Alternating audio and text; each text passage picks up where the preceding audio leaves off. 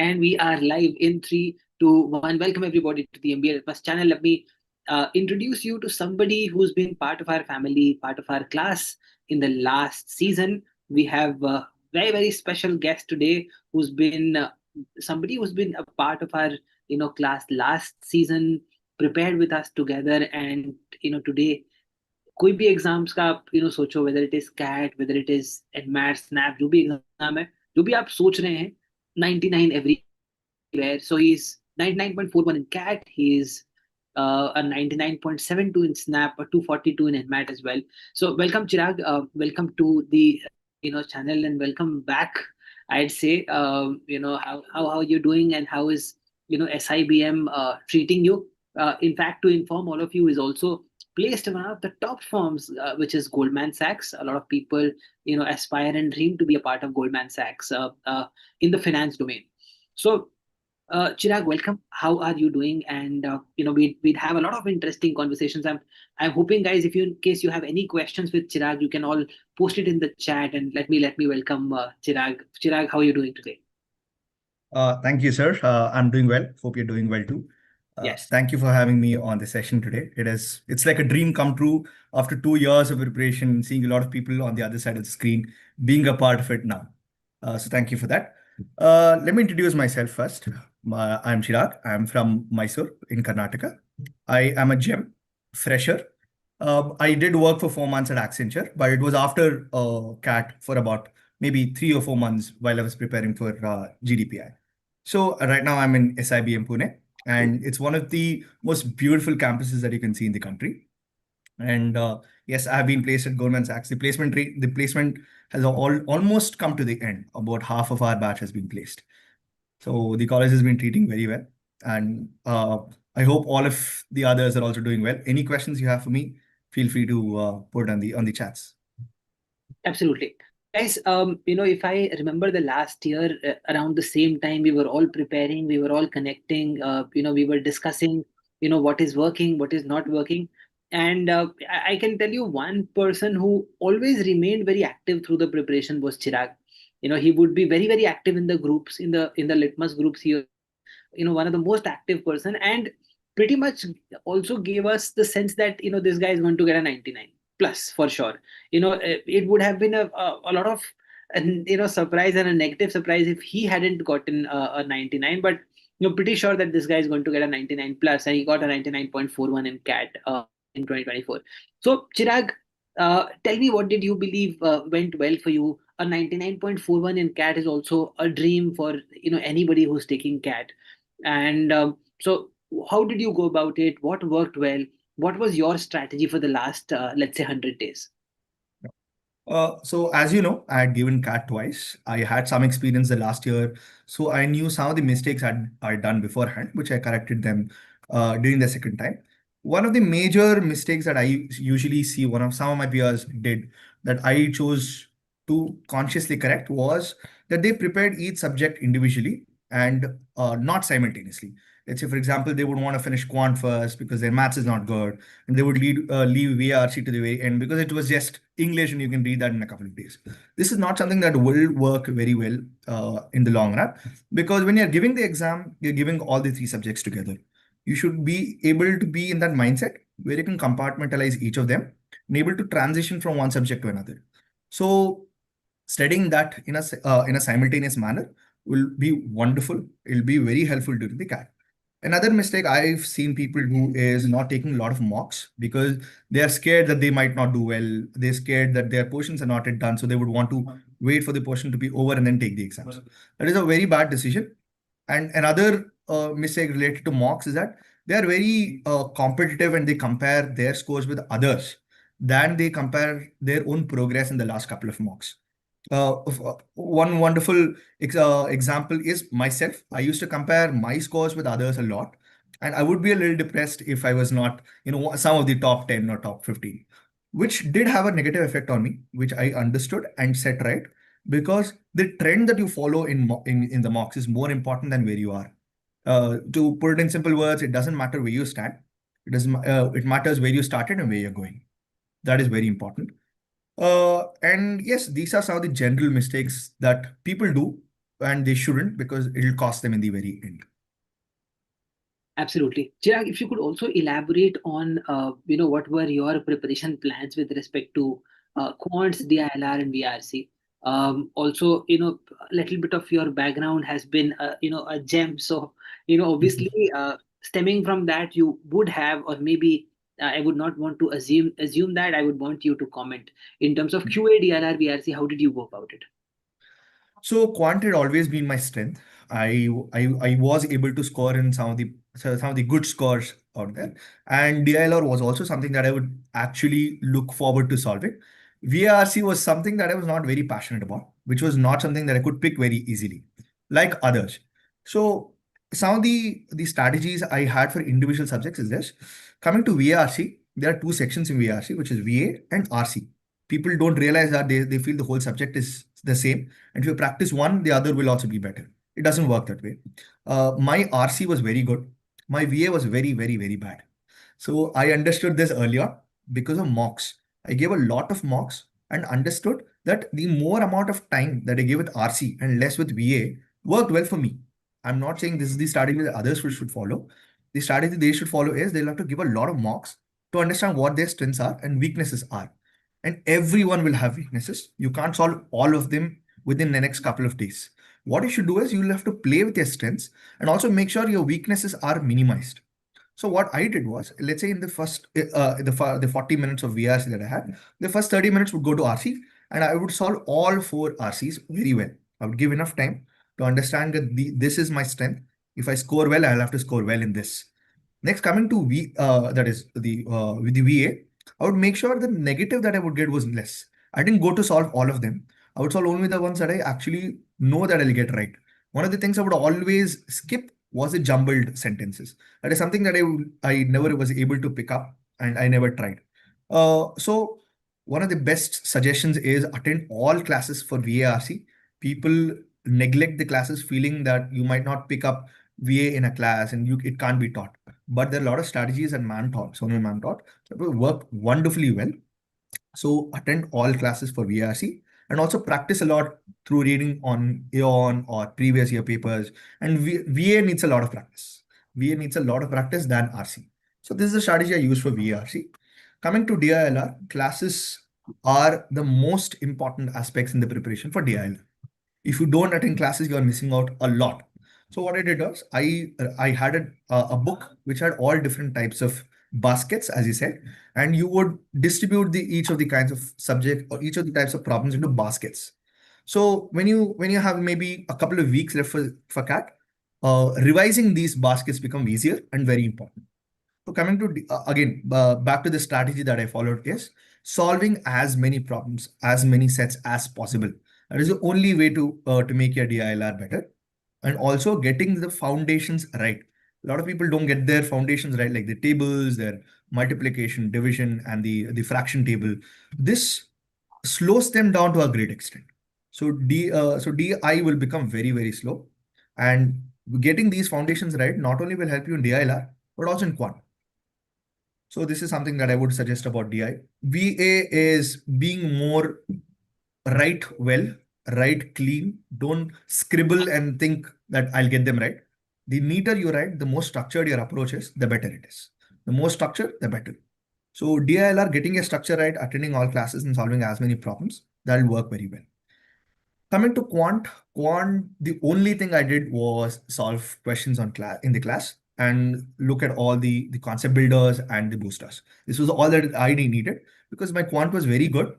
Being an engineer, yes, a lot of engineers are not good in quant, but generally you will see that engineers do perform maths very well, and that worked out very well for me. I solved all questions that I can put my hands on, let be the previous year questions or the boosters or the class ones. Every single thing. And by the end of my CAT preparation, I would have solved not less than about 1,500 to 2,000 problems. Absolutely. So I think that was very, very elaborate, guys. If you believe that this is helpful and we should have more toppers like Chirag come in and have conversations, their inputs and their very, very personalized inputs that worked out for them. Do make sure that you like this and share it with everybody who's needing some important relevant inputs for the last 90 to 100 days. Chirag, coming to the last 90 days, there is a lot of depression, frustration with respect to mocks, with respect to the scores that are there, and you also a very valid element that you talked about was comparison. कि भाई Hmm. मेरा क्यों नहीं आ रहा है, उसका क्यों मेरे से ज्यादा क्यों आ रहा है. And it happens, right? It's absolutely human psychology to understand that we are also competing at the same time. So how did you rise above all of this and sort of managed your emotions well in the last 90 to 100 days as far as the mocks is concerned? So this is definitely not easy to stop comparing with your peers because you're preparing together. You have a lot of subgroups among yourselves and you study together. So it is very difficult to not to compare. But one thing that you'll have to understand each is that each of your backgrounds are different. Each of your strengths are different and weaknesses are different. The way you work on them will definitely be different. At the end of the day, where you start or where you are is not important, but the trajectory you're following. Let's say when you started with 30 and now you are in 70, 75, that is way better than getting 90 in the beginning and getting 85 now. So the trajectory is important. As you can see in the last couple of mocks, if you're doing well or at least in the level you are, and also the difficulty of the mocks also is important. It's not like you're giving an easy mock where you're getting maybe 100. You're giving a very difficult mock, even getting 50 is a very big deal. So understanding that is also important. Yes, it is difficult. It is very, very difficult not to compare, but this is where winners rise. At the end of the day, CAT is not only about learning and finishing the subjects, it is also about how you keep yourself calm and composed, not just during the exam, but also the past couple of months. CAT is not just a one day, it's about last 6 months, 7 months, and also 6 and 7 months after the exam is also very, very. Yes, I'm going to come to the next 6 7 months also, Chirag, what happens. But I'm sure a lot of people are thinking about, guys. If in case you have any questions to Chirag, feel free to drop in the chat box, and I'm going to ask all the difficult questions to Chirag. Uh, so, Chirag, also you've been a topper in almost all the OMETs also. How did you manage that? Do you believe that? So, for example, let's say balancing CAT and OMET. So, the way we are right now doing it is that we are doing like 1 hour of studies every day in the morning.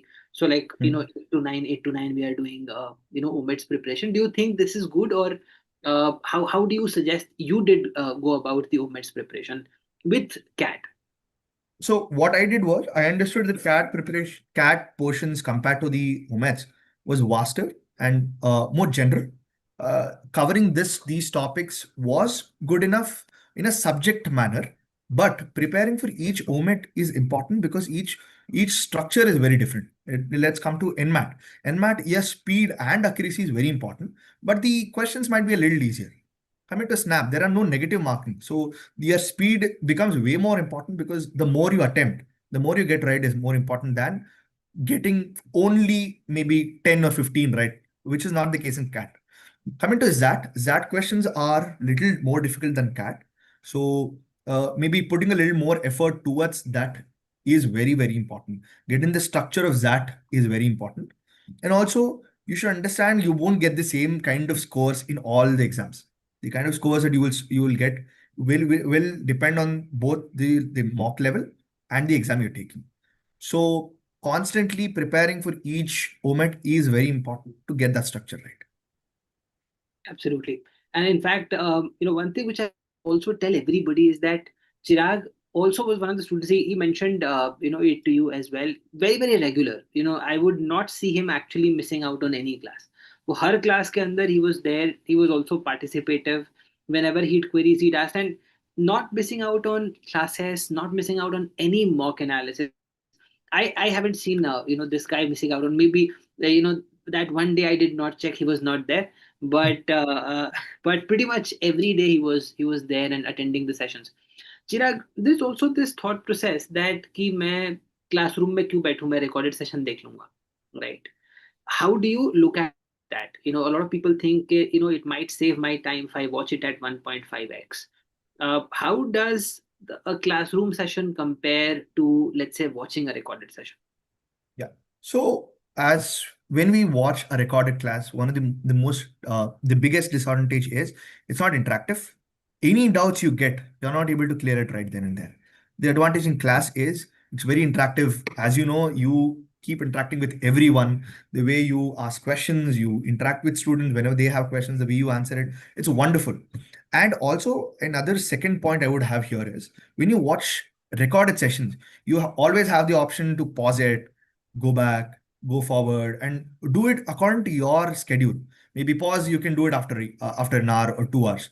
You don't need that much of commitment. But in class, the amount of commitment you need to sit down or watch through the whole class is very important, because when it comes to CAT, sitting down and solving maybe 2 hours or 1.5 hours of 2 hours of the whole exam is very difficult. That doesn't come easily. That's also important to give mock and afternoon classes, which will increase your stamina, one. And two, you will have multiple doubts. Every half an hour, you will have a doubt, which is cleared very easily in the class. If not, then you will have to go back. Yes, you can always reach out to Sudhanshu personally, he'll always clear the questions. But getting it clear right then and there is way better than waiting for maybe 15, 20 minutes and getting it cleared. So these are the 2 pointers that work very well for me attending the classes.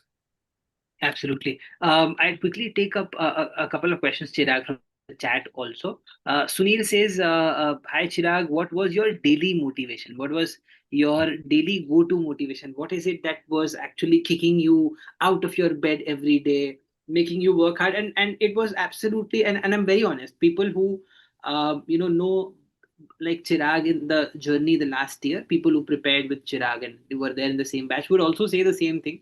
There was absolutely very, very active, or all through the sessions inside the group, solving problems, solving questions, solving doubts, queries. Chirag, what is it that really kept you motivated? Because see, everybody gets some level of frustration, demotivation, mock scores, future plans and anxiety, and so on and so forth. So, how did you do that? I believe each and every one of us take up this MBA journey, which is very, very difficult to be honest, for their own personal reasons. It can be because they want to get out of their present job, or they want better jobs, they want better pay. It can be very personal. And my reason was that I was in engineering and finance was my passion, and I wanted to switch, and I felt MBA was the best thing that could happen for me. Uh, this motivation comes from two ways. The first way is about your own motivation, which is also very important when you go forward. And two, very, very small wins. It can be through mocks, it can be through individual question solving every day. Those small wins are very important. We ignore that to a great extent. We feel getting good marks in mock is not a very big deal. It happens to everyone. But those small, small celebrations will give you a lot of motivation. Whenever I scored well, I was able to celebrate. I spoke to my parents, I told them, I shared it with my brother, who's also an MBA graduate from IIM Udaipur. So those small wins will help you a lot. This is a very big motivation. And the second one is, why are you doing an MBA? Start thinking about that question, which is going to be like the only question you will be thinking about for the next 4 or 5 months after. Absolutely. That's going to be a very, very important question. And in fact, that question is actually moving, towards you faster than you are moving towards that question. Maybe you would realize, the meaning of this sentence approximately in 4 months. But I think that was great answer, Chirag. And very honestly, guys, if in case you believe that you are an engineer and you would never make it into finance and into top companies like Goldman Sachs, you are absolutely wrong, because you have an example here in front of you. You have Chirag who made it to finance from an engineering background. So अगर आपका finance में background नहीं भी है तो भी आप finance के अंदर definitely जा सकते हैं. You can absolutely make a career. Chirag, your suggestion to all the people from non-finance backgrounds and wanting to get into finance, I'd just sort of take a detour and come back to the entire cat and discussion. So how do you look at it, and what will you suggest people who are wanting to get into finance and it seems like a distant dream? True, it is a very anxious topic. Me being a fresher and without any finance background was a very difficult thing for me to digest before coming to an MBA. So what I did to get through it is, you have solid 3, 4 months of time before you start your MBA. Let's say you're done with all your interviews, you're waiting for your scores, and you're confident that maybe one or two colleges which are very good I'll be converting. That is when you sit down, instead of wasting a lot of time, maybe sleeping or watching series, you deserve it. When you've done very well in exams, you deserve it. But sitting down and getting their basics about all the topics is very important, not just finance, marketing, finance, operations, HR. All of them are very important because yes, you might have a very strong idea that finance is something that I will want to take up, but I believe a lot of people are misguided about what finance is. Maybe watching shows like Suits or investment banking, they get a little detour and they feel that finance is only about investment banking or only about stock markets. But reading about this will give you a more clearer picture about why you are going to pursue finance and also why you are doing an MBA. What worked out very well for me is I started preparing for CFA level 1 in January, which was about 6-7 months before I started my MBA. That worked out very, very well when I came here. And to all those freshers and non-finance background, almost 70% of us are here. Almost the whole class, 70% are non-finance and freshers. So that is not something you should be worried about. But you also have to be a little careful. It's not like you'll come here and maybe enjoy for a month and then start preparing. You can do that, but it won't work out. Picking up maybe 1 hour a day, going through the basics, the foundations, getting that right, and then coming here will give you a very big boost and a very big boost in terms of confidence and in terms of, let's say, scores or whatever. Understood. Understood. So you totally believe after you have done it that freshers and engineers can also get into finance and top roles. Definitely. And actually, a lot of companies are looking forward to hiring engineers. This is not a discouraging thing for non-engineers. They also have a very big advantage in other terms. But engineers are looking forward because they have a very different perspective. Let's say you are a commerce background, then you have a traditional way of thinking. When you are a non-engineer, non-commerce background, you have a different way of thinking that can bring a different spice to the whole game. They are looking forward to Understood. hiring both. So that diversity is very important in companies. Yeah, and a lot of people who are freshers also are always worried कि मेरा तो सिर्फ sales में ही होगा. Only sales companies are going to give me roles because I'm a fresher. Now you are inside the B school, Chirag. How much of that is a reality? Not at all. Not at all. That's not true. Being freshers is completely fine. Actually, it plays to our advantage. You have a lot of appetite to take a lot of risk. You can play around, you can explore, you can see what are the different opportunities you have. A lot of companies do prefer you than maybe 5 years or 6 years of experience because they can give you enough risk to play around with. So I feel being a fresher also has their own advantages. Understood. Understood. And Chirag, let me also take up a couple of more questions. Athar, वैसे in quant solving a question is possible, but time is hampered in finding approach. And second, I feel time is wasted writing steps and being organized. How to get better at this? We talk a lot about shortcuts and short formulas, but what I feel and what you told that stuck with me is a shortcut is nothing but going through an approach step by step, but skipping those steps. Let's maybe you're non-engineer, then you'll have to do everything step by step, complete detail. But with more details, you can skip a couple of steps because you know that this is general structure and you fit in and plug in those numbers. So what I suggest is, yes, it does take a lot of time to solve a lot of current questions. Get your topics right, foundations right. One, don't go behind shortcuts, don't go behind short formulas, because even a little twist in the question will spoil the whole thing. So that is two. And three is follow a structured manner, because if you don't, then it's very difficult to get the answers right. Absolutely. And so I think one important element which Saurav has also been asking Chirag says, Chirag Bhaiya, how do you analyze mocks to scale in score and brushing you QA, VRC, DLR section, and what key parameters basis which you analyze the mocks? So he's asking Okay. primarily about mock analysis, Chirag.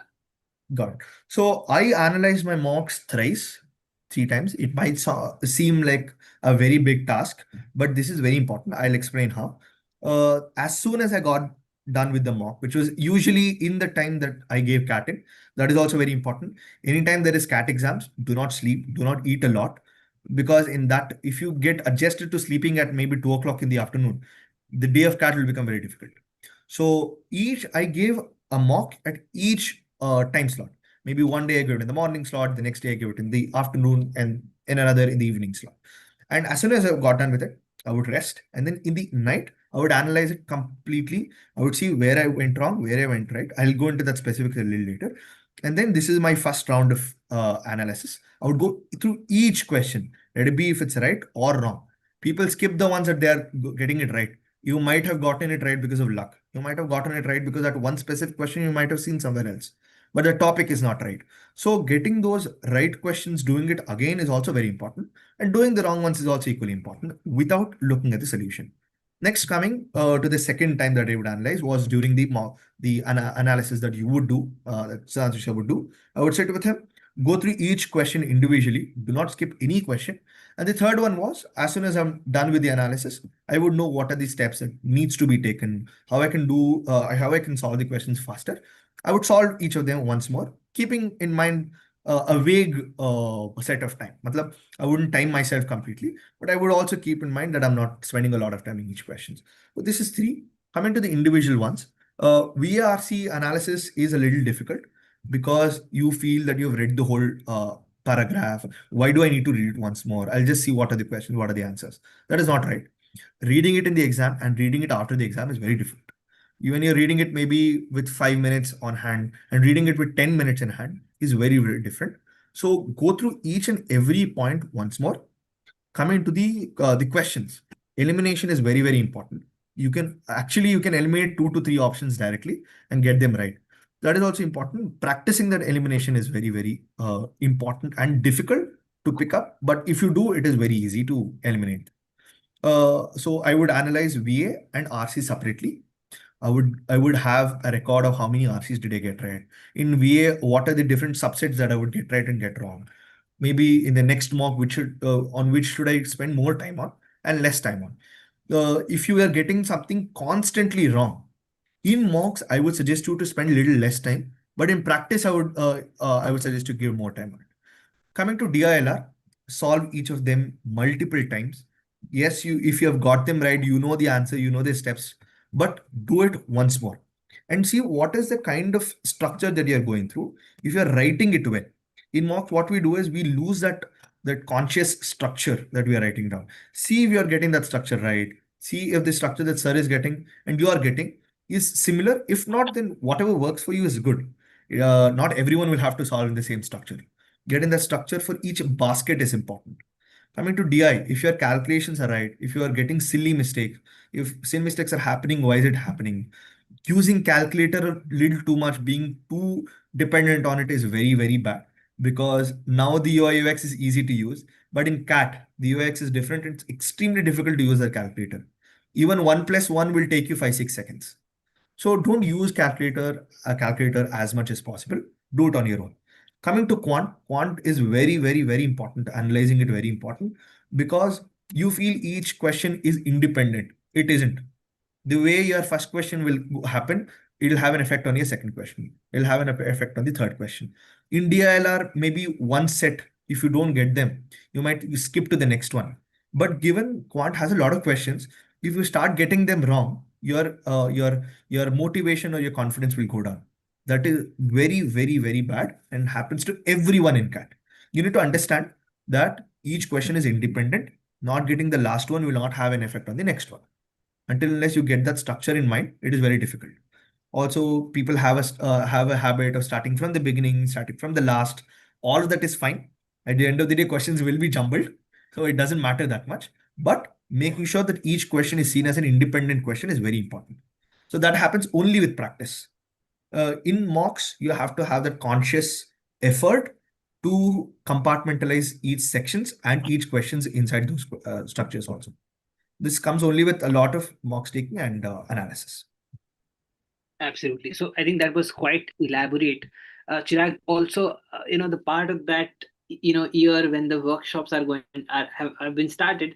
15th of August is where we start the workshops. We started with independence from algebra last year also, this year also. Then we went to arithmetic alchemy. Then we went to DILR Da Vinci this year also. We are doing DILR Da Vinci tomorrow. Chirag, how do you look at the entire workshops plan fitting in with the classroom plan? As a student, how did you utilize the workshops along with the classroom? because a lot of people who are listening to us would also want to utilize these workshops to effectively add on to the layer of classroom preparation and self preparation that is happening. So how did you do go about that? So when we're attending classes, we go through topics individually. Let's say in algebra, we studied for maybe 2 weeks, 3 weeks, and distribute each topic individually. And even when we are practicing those questions, we do it individually. So what happens is we lose that connection between two different topics. That connection is very important. People might skip certain small topics and go to the next one, feeling that even if I skip a very small topic, maximum one question will come from there, not an issue. But when you do it continuously in a workshop, maybe 3, 4, 5, it went on to 6 hours. When you cover the whole thing at once, you understand the whole structure and the whole connection cycle of the whole subject. Let us say all topics in algebra are connected in some way or the other. You don't get one right, maybe you're missing another piece from the other question. Even if you do get it right, you twist the questions, mix them up, then you might not be able to do it. So the whole 6 hours of workshop, one, it is a wonderful tool that we can use for revising multiple times. And two, getting that whole cycle of the subjects is very, very easy in terms of workshops than in classes. Because in classes, you're doing it in a very not cut short, in divided manner. In workshop, you're doing it the whole thing together. And also it'll help you with this timing. Absolutely, and obviously the stamina part. We've been sitting a lot of hours and doing these workshops, and I believe that we are all getting ready, for the upcoming CAT exam as well. Chirag, I'm also going to talk a little bit about the GDPI and how do you go about the GDPI preparation. So a lot of people who are preparing, like the last year, we are going ahead with litmus news, so they are reading litmus news every day, like old times. And so what would you suggest people, how do they start sort of thinking a little bit towards the GDPI preparation aspect also, and how much time is appropriate in terms of, let's say, some bits or pieces that we need to start picking up from now on? So what people fail to realize is CAT is a very long process. It's not just until the exam. It is also the next 6 months is more important than the CAT exam itself. I'll explain why.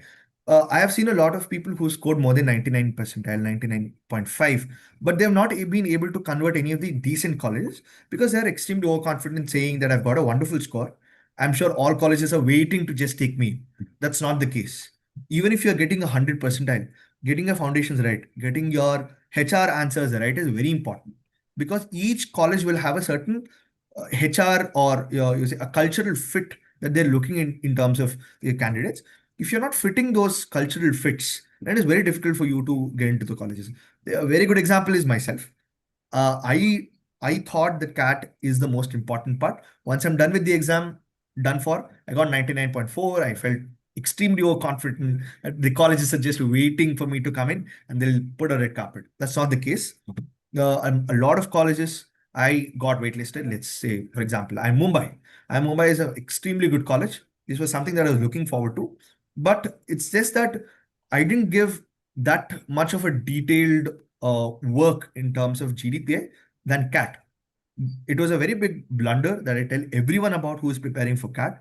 Do not make this blunder. It's the worst thing that can happen to you. You score, let's say, even if you score 100 percentile and you're not getting to the college that you want, it's a waste of a lot of potential that you have. Right? Let it be news. People feel I'll start preparing after CAT. Yeah, I'll take 1 month and study everything that has happened in the last 1 year. But it's not just by hearting a couple of data points, saying I know about tariff, I know it's 50%. But understanding what tariff is, why is it 50%? What are the effects that will happen to me as a common person? That takes a lot of time and a lot of thinking. Because reading a newspaper, you're understanding the point of view of the writer. If you want to know what your point of view is, you'll have to sit with it, think about it. It takes time. It's not something you can pick up in a month. Not just news, it's also about the HR answers. Why do you want to do an MBA? You cannot say, I'm doing it for the money or I'm doing it for the better job. You have to have a more intrinsic answer coming from your motivation about what is the value that MBA can add to you and what is the value that you can add to MBA. If you're going to a college, it's not just that you are picking values from the college. You're also putting a lot of value into the class, the cohort. That is also very important. So why MBA becomes important there. Tell me about yourself is the most important, the most common question that will be asked in every interview. Getting that perfectly good, hitting that mark will set you well for the next 20 years. Because even in MBA colleges, they'll ask you, tell me about yourself. When you walk into a room and someone who doesn't know you will have to decide if they want you or not in the next 15 minutes, the only answer that they will start with is tell me about yourself. That is like the most easiestly predictable question. Getting that right is important but takes a lot of time. So I would suggest, please don't ignore GDPI. Consider that way more important than just scoring in CAT. That is not the intent here. Also, you shouldn't see CAT as an examination. What we study in CAT is three segments. The first one is VRC, reading a set of content and making sense out of it. DILR, having a problem, being able to solve it in a structured manner. And coming to Quant, when you have a problem, solving it. These are the qualities that is necessary in an MBA aspirant. Feeling that I'm scoring very well in Quant, occasionally fine in VRC is not right, because that holistic approach is very important. So GDPI, if you ignore, then you are setting up yourself to disappointment. I'm being very blunt about it. People might feel bad, but I'm telling you, GDPI is very important. I can't stress about it more than this. Absolutely. And in fact, guys, one more thing which I'd also tell you is that a lot of people also think that, let's say I do not let's say make it to an Ahmedabad or a Bangalore, end of story. It does not work like that as well. I think, again, a very good example in front of you. A lot of people who make it to these colleges will also not make it to Goldman Sachs, but this guy did, right? So one thing which I tell you is that, do not, for example, let's say only do sort of narrowing down on your targets. Keep your targets sort of wide open. Obviously, make a list of decent colleges. I wouldn't say that you sort of go to any damn college, but make a list of decent colleges and target them. Remember, अगर तुम अपना journey सही से pace करता है तो तुम अच्छी जगह पहुंच जाएगा. एंड ऑब्जेक्टिव वही होना चाहिए. Maybe not end objective, but let's say an intermediate objective should be to get into a top company. And let's say this guy does well there, he gets a PPO at Goldman Sachs, amazing salary, I can't disclose that. And and one thing which I can tell you is that if you really want to achieve something well in life, it effectively is going to take continuous work, continuous effort. One college is not going to change it, but yes, a good college is going to give you a good platform, and you can then showcase your potential to effectively scale from there. So, boys and girls, everybody, this is Chirag. Before Chirag, we call it a day. Some final pointers from your side, some inputs to everybody who's sort of preparing for CAT and OMETs this year. We'd obviously have you here again for a few more sessions as well, and we'd see you during the GDPI season as well. So, Chirag, what are some of your parting thoughts to all the lovely aspirants here? Yes, sir. So we need to understand our background is our background. We cannot change that. Let it be 10 score, 12 score, graduation, work experience, whatever. Getting that into your mind is very important. Cribbing about it, feeling sad, oh, my 10 score is less, what do I do? Not an issue that you should think about right now. And I've also seen a lot of people who have scored okayish in 10th or 12th or whatever being here. Getting your CAT right, getting your GDPI right is the most important thing. So don't worry about your background right now. That is not something you can change. Coming to the second point, uh, sectional cutoffs. We don't talk a lot about it. We should. People should get into their mind. One example is that my ZAT score was 97 percentile. The cutoff for XLRI was 95, but still I didn't get a ZAT call because my decision-making sectional cutoff was low. It missed by maybe 0.5 or 0.6 percentile. Yes, it is difficult. It is very sad. This happens to a lot of people. Even if you get more than 99 percentile and your sectional cutoff misses by maybe 1 or 2 percentile, you'll not get a call. Get that right. If you are very bad in one subject and very good in the other subject, don't feel that I'll compensate with this strength. That doesn't work that way. Holistic approach is very important. Another point is, if you are a repeater, don't feel you're left behind. Don't feel that, oh, I'm giving it once more. There are a lot of people who have cracked this the first time. I cracked it second time. A lot of people who go to Bangalore, Ahmedabad, Calcutta, they crack it the second, third time. It is completely individual. No one's MBA process is the same. It's a journey. It's a journey of your own. You should make it. You should write it, and you are the one who will enjoy it at the end of the day. Absolutely, guys. So make sure that you enjoy it at the end of the day. That everybody was Chirag, one of our toppers in the last season, 99 plus, and a lot of exams, CAT and OMETs as well.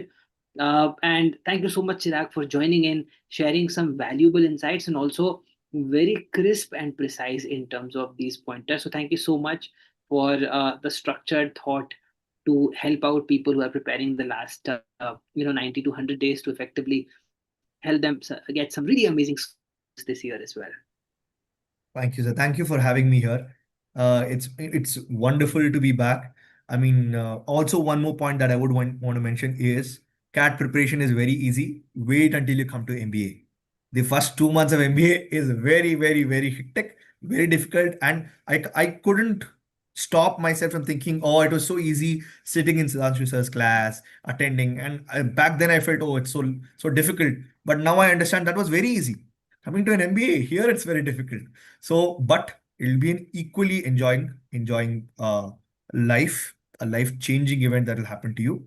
You cannot wait to come in here. So enjoy your CAT process, enjoy your MBA process, enjoy whatever comes to you. That's my parting thought, sir. Absolutely. Thank you so much, Chirag. Thank you, everybody, for joining in. Do make sure that you like the stream, share it with everybody who is preparing and is sort of wanting some inputs to effectively put them back on track. I'm hoping that this session helps. This is your friend and guide Sudhanshu at 99.7 Quants 100. I'm Lucknow. And with me, one of our toppers from the last season, Chirag. Thank you so much. Signing off for today. God bless, guys. Take care and bye bye.